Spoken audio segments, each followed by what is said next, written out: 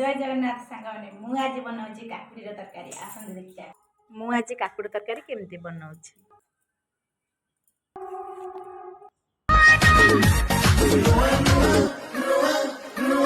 market रे आजी काली करी तर हावा क्लोज टिके हुअंतु की करंतु की दया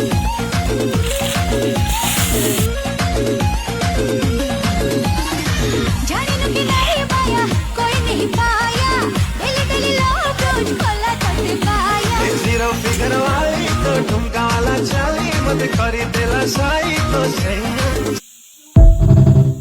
फास्ट मु मसला को बाटिकी रखी देली ए काकुड़ी भजा मु मसला को देदेली देखते भल मसला कषिगला तर मुझे अल्प पानी देदेवी रेडी आम काकुड़ी तरकारी धनिया पत्र पकईदेवी के सुंदर देखा काकुड़ी तरकारी खाई कह काकुड़ी तरकारी केमती